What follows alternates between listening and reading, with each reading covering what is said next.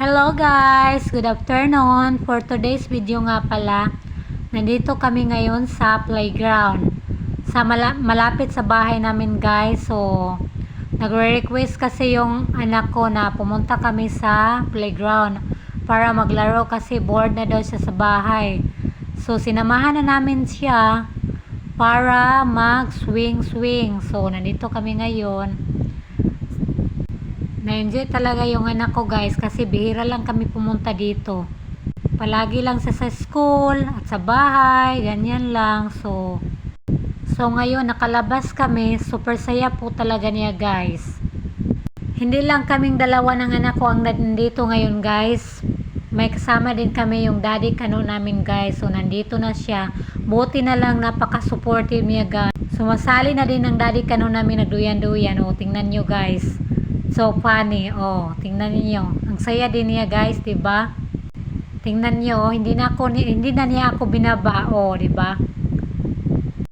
Ang sabi ko sa kanya, ibaba mo na ako kasi masakit na yung puwet ko. Ano ka ba naman diyan? Bitaw ay kapoy magtagalog, guys. Masakit na yung dila ko, nasa lapid na magtatagalog.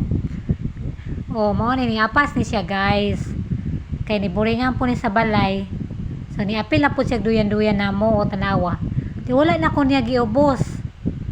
Anak ko iubos na ko ani kay sakit akong lubot. So ninggara po siya guys. Wala din ko ni ubos oy. Ngana na siya makulit na nga. Ang daddy kano namin guys makulit. O tingnan niyo. Makulit at mapangasar ganyan yan. Ayaw lang bikla. Kung mabikil ni na manglupad niyang kaspa. Kabalo ba mo guys? Kung sa puton bitaw ni kana yung ulo kita mo white man na ron. Kung sa puton ni siya mo itom na siya galit ingunana na siya sa tinuod lang bitaw guys. So sa puton man ni akong darling guys. Ako naman lang ni siya laman para maulian. Lisod naman ko ni sila sabton especially nga ning idara. Lisod na ni sabton kayo. Gusto nila sila mo sakto. Murag ilang una guys ba kanang gadagan. Feel nila kanang dili na gusto ba ilang time bitaw masayang mo ni sila. Ngunani ning mga tigulang guys. Busa ka mo diha.